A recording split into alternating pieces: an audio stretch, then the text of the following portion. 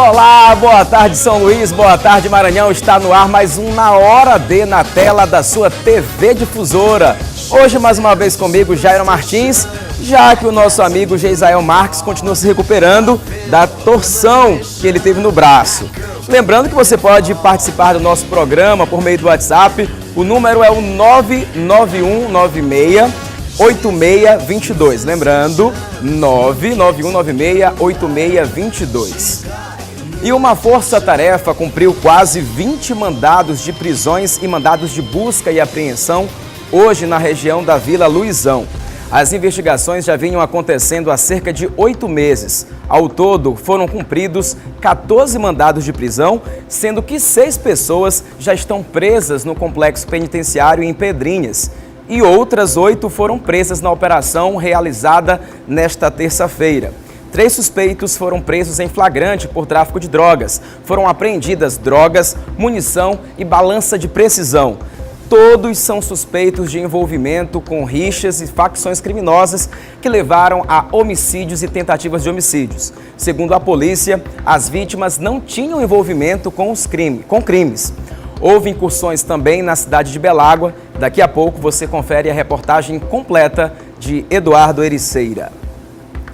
Foi preso ontem à noite um homem suspeito de esfaquear a ex-companheira, crime que aconteceu este fim de semana na região tocantina. O suspeito teria visto a vítima em companhia de um outro rapaz. A jovem tem um filho com o suspeito e eles estavam separados há 6 meses. Veja. Era para ser apenas uma comemoração dos 30 anos da Praça da Voz no Parque Alvorada 2, em Imperatriz. Mas a noite do último domingo foi marcada por uma tentativa de feminicídio. Nayara Alves, 18 anos, foi esfaqueada durante as festividades do bairro. O principal suspeito do crime é o ex-companheiro, Ramon Rodrigues, de 24 anos. Durante a festa do bairro, Ramon, ao ver Nayara acompanhada com um rapaz, deferiu 4 golpes de faca contra a moça. As 2 primeiras pelas costas e as outras, uma na altura do pescoço e as outras no braço. Várias pessoas testemunharam o fato, ele ainda foi perseguido por algumas pessoas que não o alcançaram.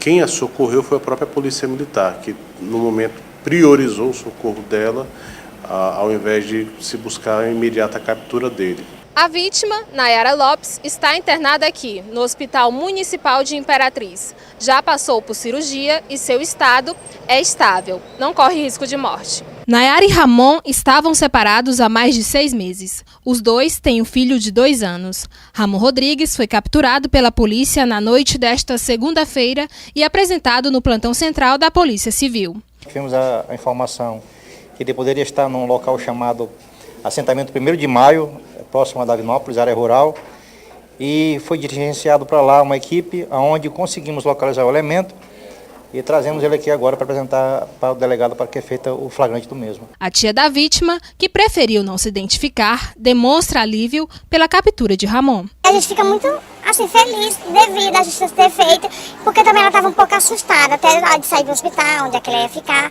A justiça está sendo feita mais uma vez.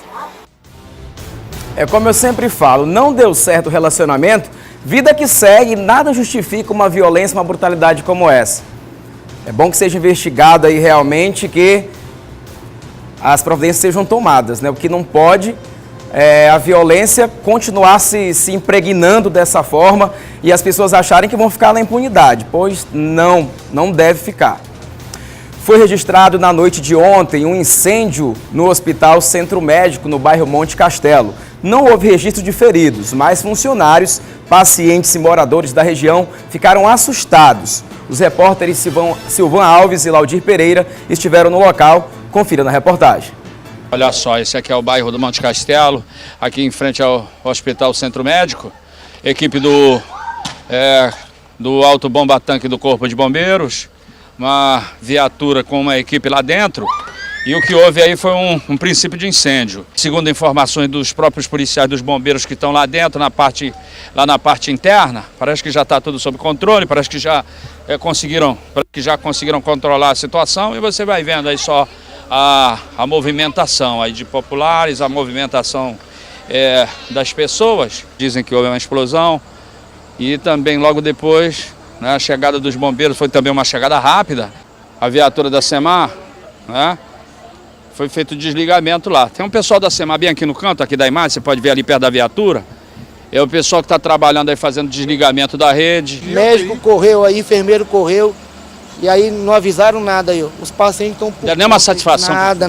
Os pacientes. Os pacientes estão correndo por conta. Eu estou com minha irmã aqui porque a gente vem empurrando a cadeira de roda aí, ó. As autoridades vão dizer realmente o que aconteceram. Nós estamos mais preocupados em transportar todo mundo com segurança. Está sendo super tranquilo essa reposição para outros hospitais, os familiares colaborando, os planos de saúde colaborando. É importante que todo mundo saia bem dessa situação. E aí a situação por pouco não fica mais grave, né? Aí por isso aqui o pessoal está reclamando, são muitos acompanhantes, as pessoas estão ali fora. Tem gente que está fazendo agora a retirada aí dos seus parentes, aqui do Hospital Centro Médico, para que eles possam ser levados aí para outro hospital. Na proporção do incêndio, né? E todo mundo assustado, com medo, foi essa situação. Você vai ver que lá na parte lá está sem iluminação, lá não tem iluminação lá, olha lá, está tudo desligado. E aí você vai vendo só a penumbra aí do pessoal lá do movimento, lá de funcionários, acompanhantes, o pessoal que está ali dentro do hospital, no caso aí do Centro Médico. Graças a Deus ninguém saiu ferido, mas foi um salve-se quem puder, né? Uma correria, o susto foi grande. Queria parabenizar também nessa oportunidade os homens do Corpo de Bombeiros, também a SEMAR, que agiram muito rápido para evitar, né, que esse fogo se alastrasse aí, já que também pelas redondezas a vizinhança, a comunidade também ficou muito preocupada, que o fogo foi muito alto e a fumaça também. E ainda nesta edição, mais informações sobre esse caso. O idoso José Almeida, de 65 anos, está desaparecido desde 20 de dezembro de 2016. O Disque Denúncia informou que ele foi visto pela última vez saindo de casa no bairro Tamarineiro, município de Caxias.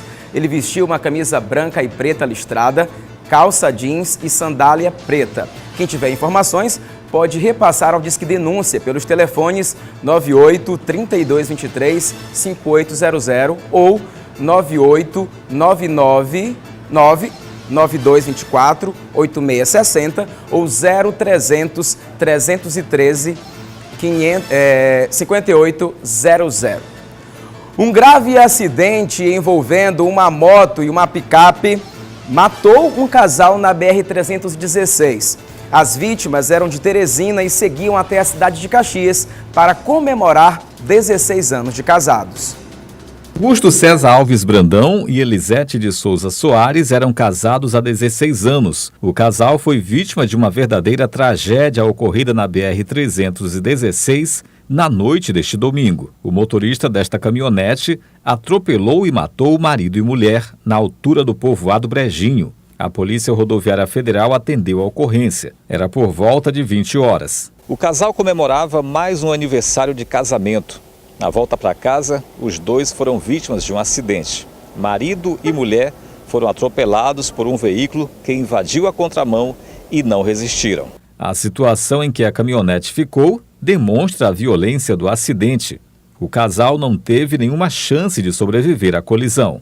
O assistente técnico da Secretaria de Segurança deu detalhes sobre o acidente e contou que os corpos de Elisete e Augusto foram removidos do local pela equipe do IML e encaminhados a Timon.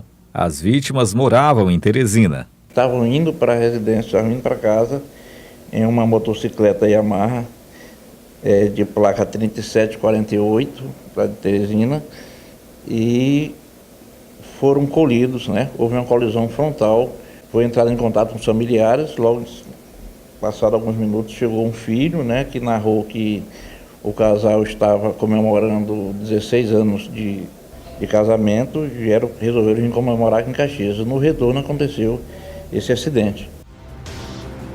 O motorista que provocou o acidente fugiu do local sem prestar socorro. O nome dele não foi revelado e ainda nesta edição eu tenho uma entrevista com o Lorival da Cunha Souza, que é coordenador geral da SOS Vida. A gente vai falar exatamente sobre isso, sobre a violência no trânsito. E ontem, o Na Hora D mostrou a situação dos moradores do residencial Aurora e do Novo Quatraque em São José de Ribamar. Eles denunciam problemas causados supostamente pela BRK, que abastece a região.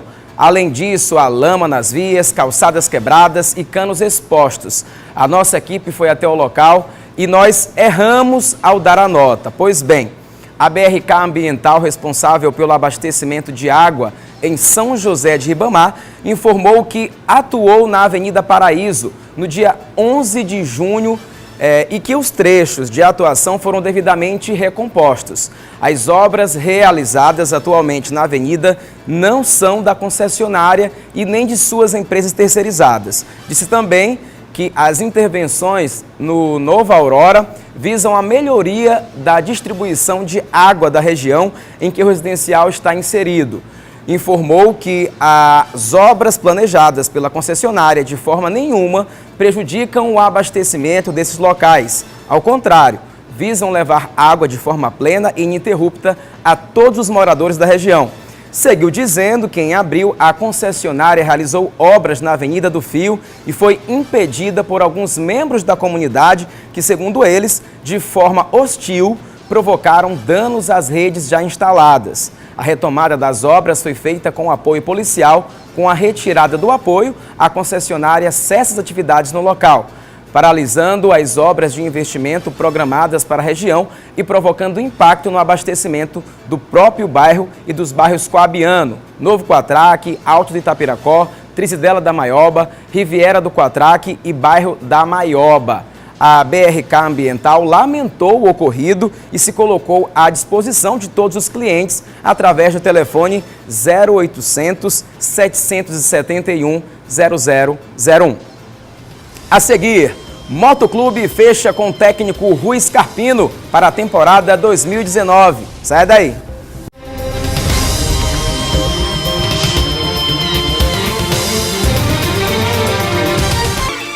E nós estamos de volta com o seu Na Hora D. E agora eu quero falar com você que adora economizar.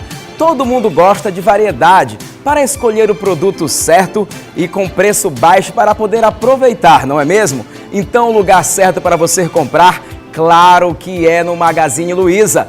Pode procurar, tem sempre uma loja pertinho de você e com os melhores preços do Brasil. No Magazine Luiza tem de tudo. TVs, geladeiras, fogões, smartphones, notebooks, tablets e muito mais. Tudo para você renovar a casa inteira sem gastar muito, só com produtos de grandes marcas e descontos incríveis. Isso sem falar das promoções que só o Magazine Luiza tem. Não gaste tempo procurando não, corre para o Magazine Luiza que você não vai se arrepender. O Magazine Luiza tem tudo para você e para a sua casa. Vem para o Magazine Luiza conferir. Vem ser feliz. Martelo batido! Rui Scarpino é o novo técnico do Motoclube. Este ano a equipe rubro-negra disputa o Campeonato Maranhense, Copa do Brasil, Copa do Nordeste e a Série D do Campeonato Brasileiro. Laércio Júnior conta toda essa negociação agora pra gente no Esporte Difusora.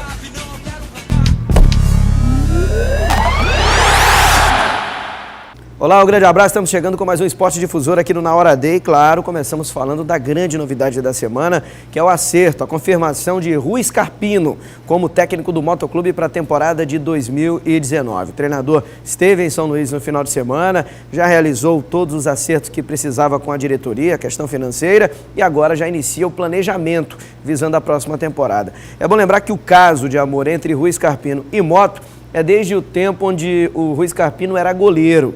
Ele acabou vindo jogar no Motoclube, criou laços afetivos com a equipe rubro-negra e sempre facilita a vinda para o time do Moto. É bom lembrar que o último título do Motoclube antes desse de 2018 havia sido em 2016 e o Rui Scarpino era o treinador. A apresentação do Moto deve acontecer no dia 1º de dezembro, provavelmente no interior do estado. E tem mais uma novidade. Além do Rui Scarpino, o meia Felipe Dias, na realidade um volante, jogador mais de marcação, ele procurou a diretoria, esteve por último também lá no Sertãozinho com o Rui Scarpino e já está apalavrado com Moto e deve se apresentar no dia 1º de dezembro aqui em São Luís. O Felipe Dias fez parte daquele time do Moto, campeão de 2016, esteve também no elenco rebaixado na temporada do ano passado e agora retorna, um jogador bastante identificado com a torcida do Motoclube e foi revelado pelo Flamengo do Rio de Janeiro na geração campeã de 2011 da Copa São Paulo de Futebol Júnior, hein? Boa sorte à torcida rubro-negra, seja bem-vindo de novo Rui Scarpino e Felipe Dias,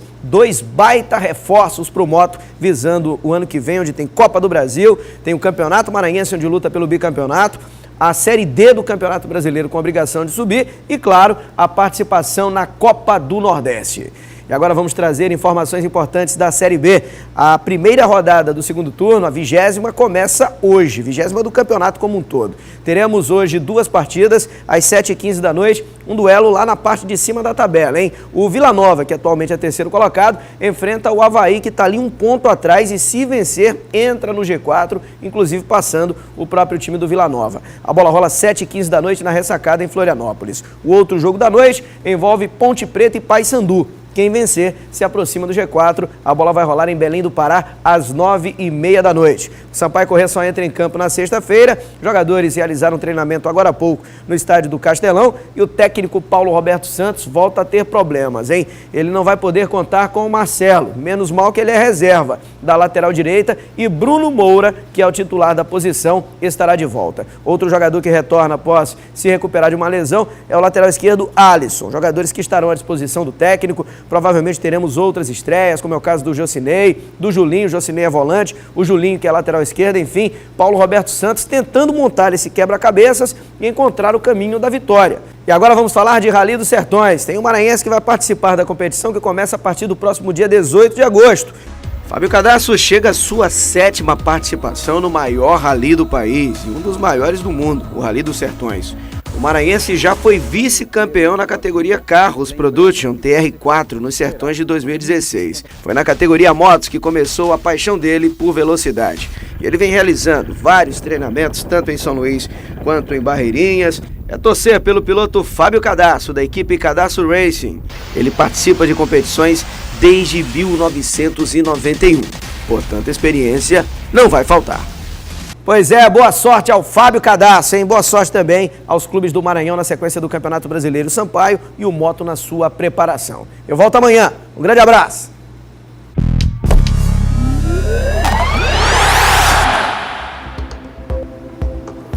Uma pessoa morreu e outra ficou ferida após acidente que aconteceu ontem entre Governador Edson Lobão e Montes Altos. A colisão envolveu uma motocicleta. Nossa equipe de reportagem foi até o local do acidente, direto da região Tocantina. Confira a reportagem de Jaqueline Teixeira.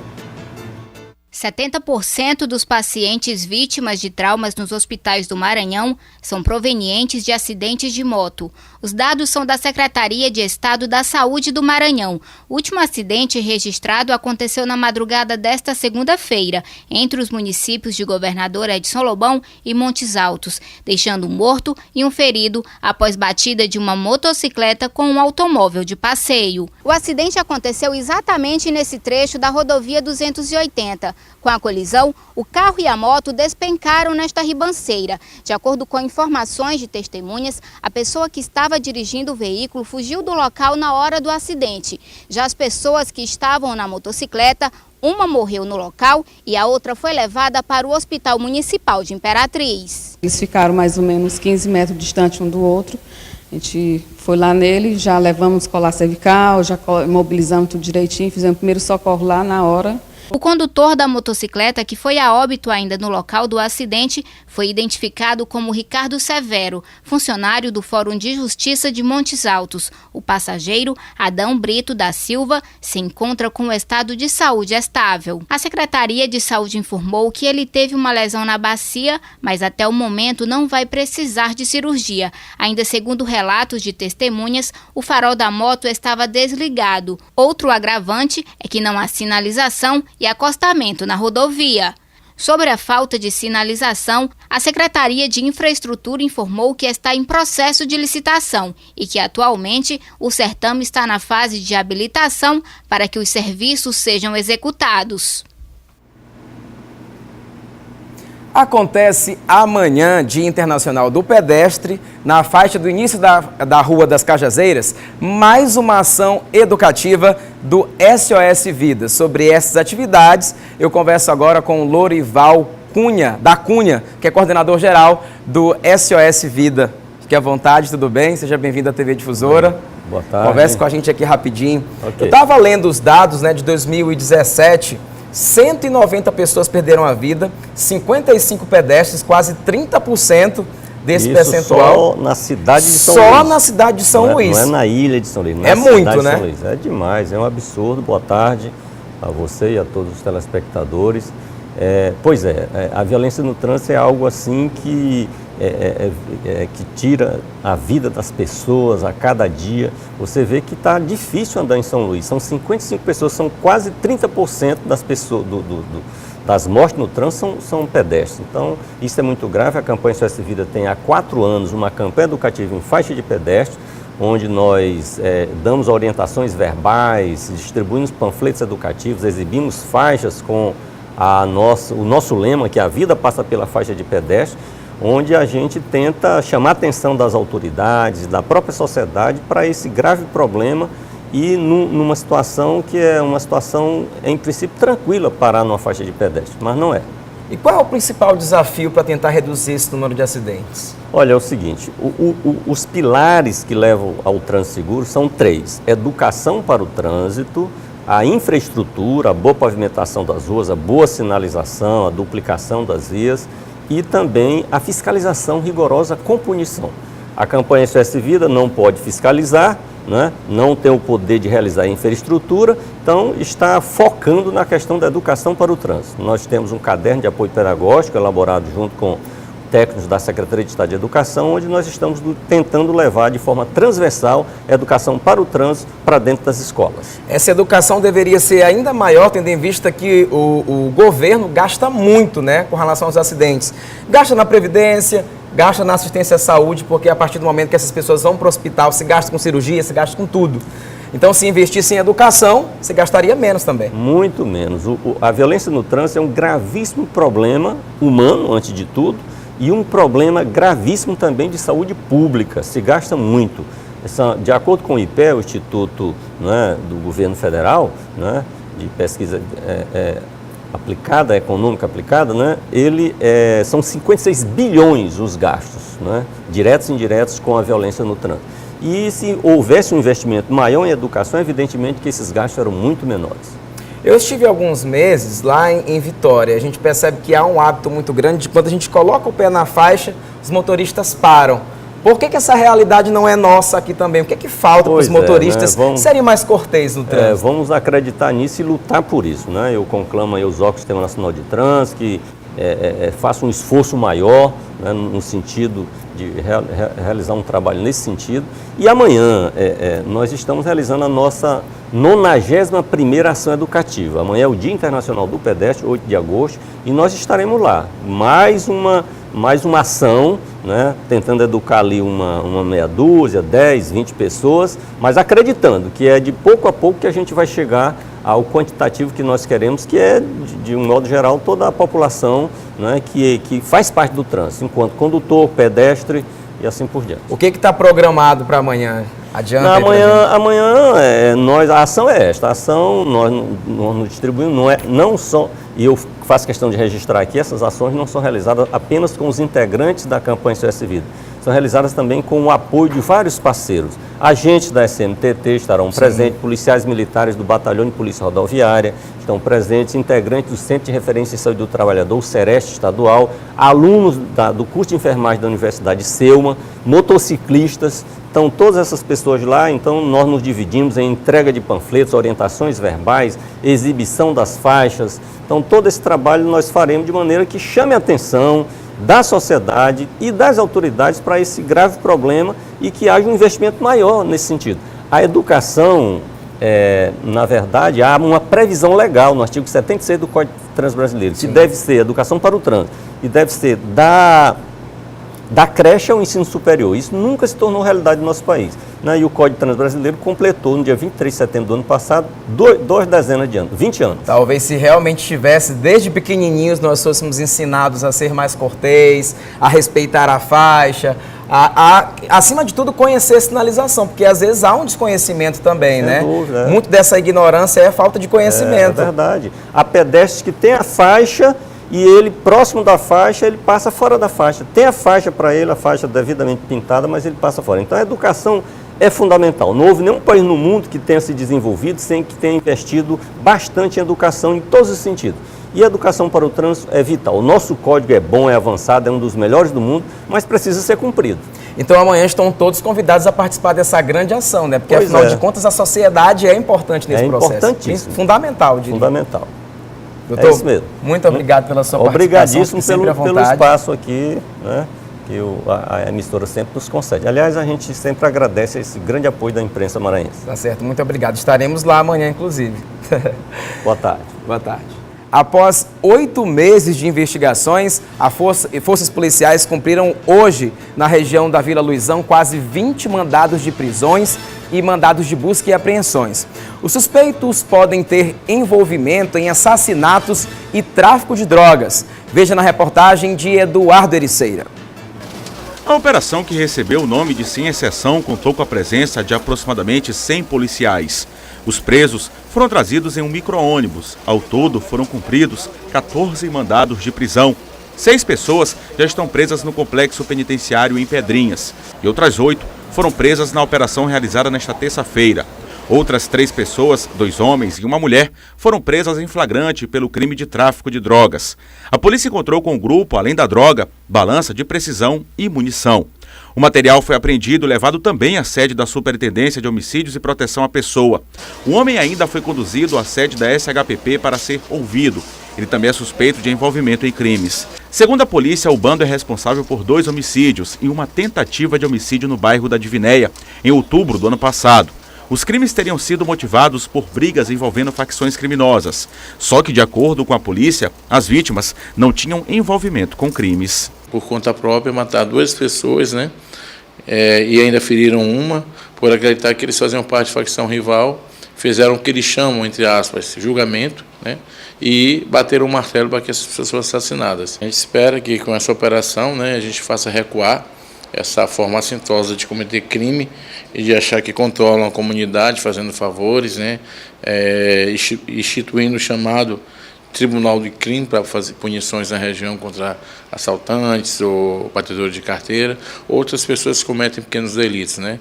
As investigações duraram 8 meses. A operação, que teve início nas primeiras horas da manhã desta terça-feira, ocorreu nos bairros da Divinéia, Vila Luizão e Sol e Mar. A operação aconteceu aqui na capital São Luís e também no interior do estado, no município de Bela Água. Uma pessoa foi presa. A gente cumpriu esses mandados com êxito. Algumas coisas ainda vão ser verificadas, vão ser investigadas, né? Muita coisa ainda tem para investigar. A gente vai ter o prazo aí para a conclusão do inquérito policial. E a gente espera dar mais notícias ainda para a imprensa, para a sociedade, um retorno realmente do nosso trabalho. A polícia fez a batida tão cedo que teve gente que não deu tempo nem de vestir a roupa, né? É assim que tem que ser, todo mundo foi pego de surpresa aí. Inclusive, os amigos que moram lá no bairro Turu, todo mundo mandando mensagem, porque quando tem jornalista nos grupos de WhatsApp, eles começam a perguntar, né? O que está acontecendo? O helicóptero está sobrevoando aqui na minha casa. E aí a gente foi surpreendido também com essa operação. Parabéns às Polícia Civil e Militar do Maranhão. Algumas doenças silenciosas podem trazer grandes perigos à saúde. Uma delas é o colesterol alto. Não apresenta sintomas. Amanhã é celebrado o Dia Nacional de Combate ao Colesterol, uma forma de conscientizar e prevenir doenças cardiovasculares. Colesterol em dia, coração saudável. Veja. Há 8 anos, Lucas Ribeiro descobriu que estava com o colesterol acima do normal. Com o passar dos anos, né, a gente faz exames periódicos, né, de sangue, e durante esses exames detectou que o colesterol está alterado, né, está acima da média, mas com bastante tempo eu me dedico à atividade física, procuro fazer uma boa alimentação e isso tem estabilizado. Essa nutricionista explica que sem um colesterol não viveríamos. Ele é essencial para a formação de diversas células do nosso corpo e hormônios. Nós produzimos o colesterol e todos nós temos colesterol. Porque quando a pessoa chega no consultório, ele já chega apavorado. Doutor, eu estou com colesterol. Eu digo, que bom que você está com colesterol. A questão é quanto está esse colesterol. E além de quanto está esse colesterol, o que tem por trás dele? Existem outros fatores mais importantes e que devem ser levados em conta antes de se preocupar única e exclusivamente com o valor. Muitos fatores podem contribuir para o aumento do colesterol. A falta de uma boa alimentação é uma delas. Quando nós falamos de uma alimentação saudável, é uma alimentação básica. Carnes, as leguminosas, né, que são os feijões. A questão toda é a preparação. Eu sempre falo que o que torna o alimento saudável ou não é a forma pela qual como ele é preparado. Aliado a atividades físicas, alimentos como abacate, peixe, azeite podem ajudar no combate ao colesterol alto. O colesterol que circula no corpo através das nossas artérias e veias, eles vão se ligar a dois grupos de lipoproteínas. A LDL, que a gente conhece como é o colesterol ruim, que aí ele sai do fígado para o corpo. Eles vão se acumular nas veias e artérias. Já o HDL, que é o colesterol bom, ele faz o contrário. Ele leva o colesterol das veias para o fígado e lá ele vai ser degradado. Segundo os dados do Ministério da Saúde, a falta de atividade física é responsável por 54% dos riscos de morte por distúrbios cardiovasculares, 50% dos de derrames fatais e 37% dos riscos de casos de câncer. Esse instrutor fala que a corrida ainda é o melhor exercício para ajudar a combater o colesterol elevado. Por conta da intensidade, que pode ser, a pessoa pode praticar uma corrida intensa, e a duração também. A não ser, por exemplo, um indivíduo que já pratica algum esporte específico, um praticante, por exemplo, um nadador, um ex-jogador de basquete ou de vôlei que já gosta dessa modalidade. Então, ele vai fazer isso de forma mais intensa e com uma certa duração. Nunca é demais lembrar que é importante cuidar da saúde, da alimentação, fazer atividade física para evitar justamente esses problemas. O repórter Fábio Cabral acompanhou na manhã de hoje a audiência pública e de conciliação para discutir o cumprimento de sentença judicial que determinou continuidade e reforma e ampliação do Hospital da Criança de São Luís. Fábio. Acabou agora há pouco a audiência pública para avaliar a execução e o cronograma das obras realizadas no Hospital da Criança em São Luís. Uma sentença aplicada pela Justiça no ano passado obrigou o município a finalizar a construção da unidade de saúde. A decisão é decorrente de uma ação civil ajuizada pelo Ministério Público do Maranhão há 10 anos, que na época questionava as condições de funcionamento do hospital. Representantes da Defensoria, Ministério Público e Vigilância Sanitária relataram alguns dos problemas observados na unidade e que permanecem sem solução. O secretário municipal de saúde reconheceu as dificuldades existentes, mas ressaltou que parte dos problemas está relacionada à falta de recursos para a área da saúde e que mais da metade dos pacientes que vêm para o hospital não está na área de atendimento do município. Para a continuidade das obras, o município vai contar com a parceria do governo do estado, que durante a audiência apresentou um cronograma com datas para a realização das próximas etapas. Eu avalio como super positiva, né? Todos os órgãos de controle, Defensoria, Ministério Público e o Tribunal puderam falar, puderam externar seus anseios, suas preocupações. No dia 30 de setembro, nós apresentaremos o orçamento e o projeto concluído, e nesse projeto vai estar o cronograma de execução da obra. Quando for concluído o projeto, será apresentado cópia ao Judiciário, a Vara de Interesses Difusos, para que nós acompanharmos. Depois a licitação, depois queremos saber quem ganhou a licitação, quais foram as empresas. Vamos reunir com essas empresas para garantir que nenhuma deixe de cumprir as suas responsabilidades e prazos, de tal forma que, ao final, nós tenhamos o hospital devidamente reformado e ampliado. Fábio Cabral para o Na Hora D. Chega ao Brasil Bianco, a primeira linha de creme dental com nanopartículas de tricálcio fosfato que ajudam na reconstituição do esmalte dos seus dentes. Meu dentista me disse que quando a gente bebe refrigerante ou sucos de frutas ácidas, naturalmente ocorre o desgaste do esmalte, deixando os nossos dentes sensíveis e amarelados. Usando o Bianco diariamente, é possível reconstituir o esmalte dos seus dentes. Veja o VT. Meus dentes estavam ficando sensíveis e amarelados. Minha dentista disse que a culpa é de uma tal de erosão ácida dentária, que é causada, por exemplo, por refrigerante ou coisas que eu amo, como suco de laranja, vinho. Aí eu perguntei pra ela se é possível proteger o esmalte sem abrir mão dessas coisas. Aí ela me apresentou Bianco, que protege e repara o esmalte contra a erosão. Já reduziu a sensibilidade e os meus dentes estão ficando brancos novamente. Agora, Bianco me acompanha no meu dia a dia. Que maravilha! Os produtos Biancos você encontra nas melhores farmácias e supermercados da região. Quer mais informações? Acesse o site www.biancooralcare.com.br. E agora a gente vai de recadinho, diretor, é isso?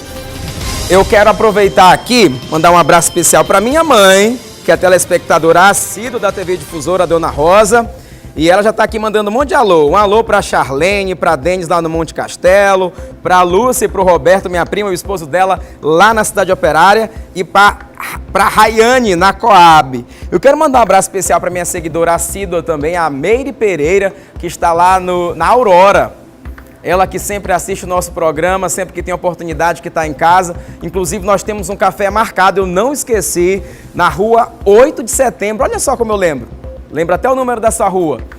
Mas a gente vai marcar direitinho, tá? E também um beijo para Sandra Reis, que também não perde um só flash das nossas redes sociais. A gente vai para o intervalo comercial, daqui a pouco a gente volta. Não saia daí.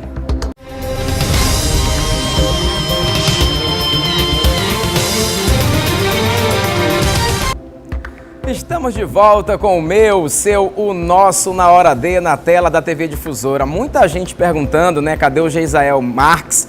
Ele está se recuperando aí de uma torção no braço, mas na quinta-feira provavelmente ele está de volta aqui com vocês. Enquanto isso, a gente vai trocar o apresentador feio pelo bonito, né? Eu estava até procurando aqui a água lá do Pulsão de São Bento, ele foi embora esses dias se recuperar e levou a água dele, né, Wellington? Ele levou a água. Ó, o cara saiu daqui e levou a água dele, só deixou o pau da salvação, né? Que eu acho que quando ele machucou o braço, que deu a desmunhecada, ele não conseguiu levar o pau, né? Geisael, se alui, homem. A Diretoria de Atividades Técnicas do Corpo de Bombeiros fez vistoria no fim da manhã no Hospital Centro Médico.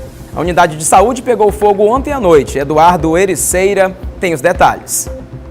A nossa equipe acompanhou agora há pouco a perícia feita pelo Corpo de Bombeiros aqui no Hospital Centro Médico. Essa perícia que foi feita por meio do grupamento de atividades técnicas do Corpo de Bombeiros encerrou agora há pouco, por volta de 11 horas da manhã.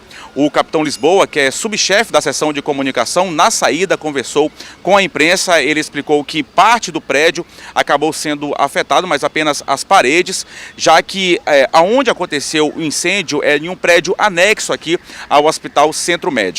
O hospital permanece aí normal o atendimento, podendo receber pacientes. A gente conversou aqui com o diretor clínico do laboratório aqui do Hospital Centro Médico, o Fernando Bacelar. Ele explicou que alguns pacientes que tiveram que ser transferidos ainda na noite de ontem permanecem recebendo o acompanhamento de profissionais aqui do hospital. Felizmente ninguém saiu ferido. Agora, com o incêndio, 3 geradores, segundo informou a diretoria aqui do hospital, os 3 geradores aqui que prestam aqui atendimento, prestam esse tipo de serviço de geração de energia, caso necessário, eles acabaram sendo afetados por conta deste incêndio. E por conta disso, novos geradores estão sendo colocados aqui justamente para atender o hospital, para atender os pacientes. Esses 2 geradores estão sendo colocados agora no final da manhã, aqui na porta do Hospital Centro Médico, e a gente já mostrou hoje pela manhã, no Bom Dia Maranhão, que um outro gerador já havia sido colocado ali no local da subestação, aonde aconteceu o incêndio na noite de ontem, na noite desta segunda-feira. Um novo transformador também está sendo colocado por técnicos da SEMAR, está sendo trocado neste momento também no final da manhã. O gerador permanece aquele exclusivo para atender a UTI aqui do Hospital Centro Médico. A reportagem completa você vai acompanhar na noite de hoje no Jornal da Difusora. Eduardo Ericeira para o Na Hora D. Graças a Deus, apesar do grande susto, aí parece que a situação já está controlada, tudo está transcorrendo muito bem, né? Graças aos profissionais que se empenharam bastante aí para a resolução desse problema e continuam também trabalhando para que transtornos não aconteçam. Quem passa pelo retorno próximo ao anel viário já deve ter percebido o descarte irregular de cascas de coco, restos de caranguejo e todo o material que você possa imaginar. O lixo é despejado a poucos metros de contêineres instalados pela gestão municipal. Nós convidamos o Comitê Gestor de Limpeza Urbana para uma visita ao local. Confira. É com o carrinho de mão que seu Ivanilson carrega os restos de coco. Faz parte do trabalho dele o descarte correto dos resíduos. Em contrapartida, quem trabalha ao lado não tem tido a mesma consciência. O resultado é esse monte de lixo acumulado bem no centro da cidade. Os restos de coco e caranguejo despejados por quem trabalha nos quiosques se misturam com entulhos, vidro, restos de peças de carro e até tanques de combustível e vaso sanitário. Segundo o Comitê Gestor de Limpeza Urbana, o local é limpo 3 vezes por semana. Mesmo assim, bastam algumas horas para que o acúmulo de lixo volte a chamar a atenção. Ao poder público cabe realizar os serviços legítimos de limpeza urbana e assim nós temos feito. Mas precisamos também avançar com a educação, com fiscalização sim e com essa regulação. E a regulação no nosso país se faz através de leis. Gilbert acha que se a prefeitura mudasse as caçambas de lugar, o problema seria resolvido. Eles não podiam botar os toneiros canjeirão para cá, para o pessoal botar aqui no terreno, porque fica lá do outro lado, aí o pessoal não fica com aquela preguiça de pegar, sair daqui para ir levar para lá para botar fora. O que não faz sentido é que pela distância dá muito mais trabalho jogar o lixo no local errado do que no certo. E basta uma pequena chuva para que o lixo vire foco do mosquito Aedes aegypti e os riscos à saúde humana se multipliquem. A proliferação de outros animais no local também incomoda a população. Acumula o que? Urubus, essas coisas, rato, e vai causar doenças, né? Principalmente para as pessoas que moram, não é isso? E que vendem aqui também, né? Recentemente foi sancionada a lei que organiza a limpeza pública da capital. As determinações devem entrar em vigor em pouco tempo e entre as medidas está a aplicação de multa para quem for flagrado fazendo o descarte irregular de resíduos. Ela é uma maneira necessária e essencial. São Luís não tinha uma legislação que determinasse a relação do indivíduo com os resíduos. Então a legislação 6321 de 2018, ela vem exatamente ser esse marco regulatório, ser essa legislação que organizou o sistema de limpeza de São Luís. Seu Edivan acha que só assim a população vai olhar com mais cuidado para o meio ambiente. Para justamente você o quê? Se educando, com certeza alguém que vê, né, vai sentir a mesma forma, não, eu não vou sujar porque fulano de tal não está fulano, eu não vou fazer a mesma coisa, né? Tem coisa que não dá para entender, né? Se há o container, a pessoa pode muito bem colocar o lixo ali no local adequado, mas não, ele anda muito mais, ele vai muito mais longe para colocar o lixo no lugar errado. É falta de educação. E aí, quando está sujo, que está uma porcaria lá, aí vão querer colocar a culpa no gestor público, que não limpa, que não faz e acontece. A limpeza lá 3 vezes por semana, como a própria gestora ali falou. E há um ecoponto ali perto, bem no São Francisco. O que custa? Na Areinha também tem outro ecoponto, 2. Há 2 opções para você ir lá e descartar o lixo. Mas não, é muito mais fácil fazer sujeira, espalhar lixo pela cidade toda. E como o próprio entrevistado ali falou, né? Gera um monte de inseto, um monte de roedor. E aí gera doença, consequentemente. Mal para quem? Para a própria população. Sem falar no fedor, no mau cheiro, na própria imagem da cidade que fica desgastada, fica feia. Enfim, vamos nos orientar, é importante que todo mundo trabalhe, que todo mundo garanta o pão de cada dia, mas há formas corretas de se trabalhar e de descartar o lixo. Vamos fazer tudo certinho que no fim todo mundo ganha, não é verdade? Então tá lá, recado foi dado. Um importante prédio histórico em pleno centro da cidade está abandonado. O Palácio das Lágrimas fechou para a reforma em 2012, em uma obra prevista para 120 dias, mas até hoje ela nunca foi concluída. Rua da Paz, esquina com a São João. Era nesse endereço que funcionava a Faculdade de Farmácia e Odontologia da Universidade Federal do Maranhão. Nem faz tanto tempo assim, mas quem passa por aqui todos os dias já não lembra mais há quanto tempo as portas estão fechadas. Bastante tempo, eu acho, porque eu nunca vi ninguém aqui. Mais de 10 anos. O problema é que o casarão foi fechado para a reforma em 2012 e o prazo para a entrega da obra era de 120 dias, mas já se vão 6 anos e nada ficou pronto. A placa da obra que nunca terminou foi retirada, enquanto o tapume colocado ao redor do prédio continua de pé. Mas a pintura sem manutenção, os janelões quebrados e o mato no interior do imóvel são sinais do abandono. Um dano ao patrimônio histórico e à memória do Estado, uma vez que aqui também funcionou um dos mais importantes prédios do Centro Histórico de São Luís, o Palácio das Lágrimas. Trabalhando ao lado do casarão, seu José Domingos é dos poucos que conhece a história. Um prédio muito antigo, que tinha uma história de 2 irmãos que teve um assassinato, um negócio assim. E parece-me que um matou o outro por causa de conversa deles dois. Mas antes de tudo mesmo foi um colégio, foi a escola modelo. Este historiador conta que existem várias lendas macabras sobre o Palácio das Lágrimas. A principal delas é a que envolve os 2 irmãos portugueses que vieram morar nesse endereço. Irmãos portugueses, né, que vieram fazer a América, vieram fazer fortuna aqui no Maranhão, no Brasil, e um prosperou e o outro não prosperou tanto, né? E aí o que não prosperou, economicamente falando, ele acabou assassinando o irmão que fez fortuna. E antes de ser enforcado, ele proferiu, né, estas últimas palavras, né, que a partir daquele momento esse palácio ficaria conhecido como Palácio das Lágrimas, devido ao sofrimento da mãe dele e dos seus irmãos. O prédio que um dia abrigou o Palácio das Lágrimas no século XIX foi demolido para a construção do atual. As histórias, no entanto, essas continuam de pé e precisam ser preservadas para que tenham um final feliz. Em nota, a Universidade Federal do Maranhão disse que, com a crise econômica do país, emitiu 2 ordens de paralisação da obra de reforma e requalificação do Palácio das Lágrimas à empresa executora, MPA Engenharia. A primeira devido ao contingenciamento de recursos federais e a segunda devido à necessidade de adequação do projeto e orçamento. Agora o nome é bem adequado, né? Palácio das Lágrimas. Eu passei por lá esses dias e eu fiquei muito triste realmente, porque é um prédio muito bonito que guarda uma parte importante da nossa história que está aí jogado às traças, infelizmente.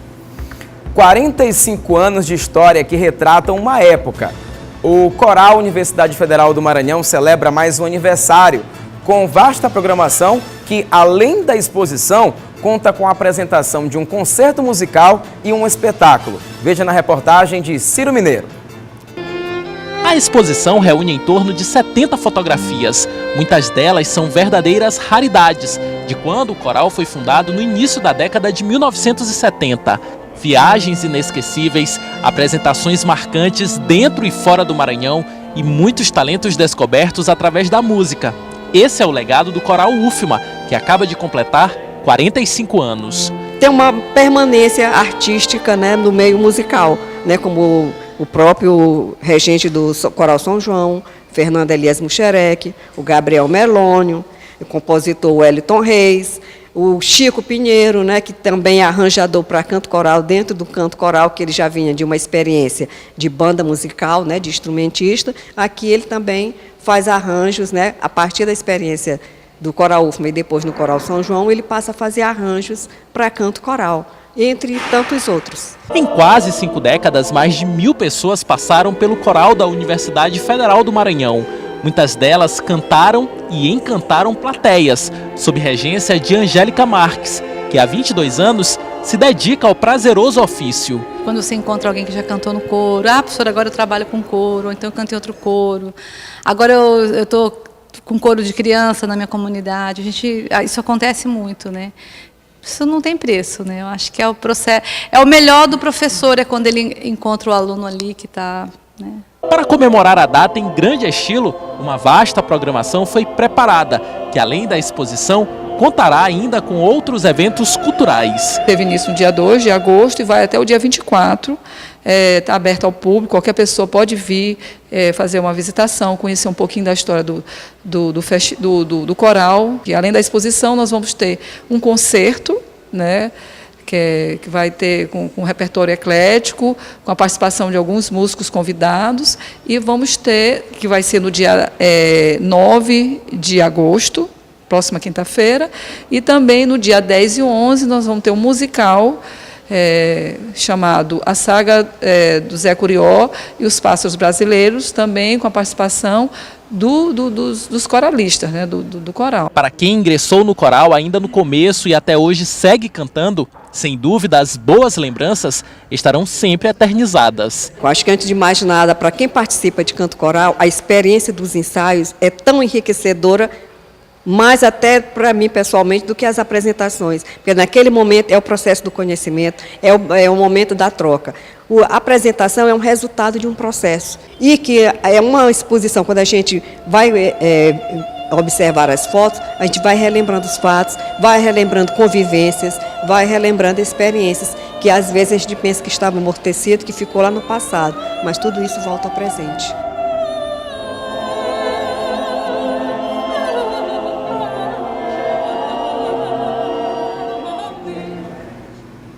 Que maravilha! A mostra está instalada na Galeria Antônio Almeida do Palacete Gentil Braga, na Rua Grande, aqui no centro. E fica aberta à visitação pública de segunda a sexta até o dia 24 de agosto, das 8h30 até as 2 da tarde, durante o dia, e até às 6 à noite à tarde. O concerto coral UFMA 45 anos, será apresentado na quinta-feira, às 7 da noite, no Cine Teatro Aldo Leite, do Palacete Gentil Braga.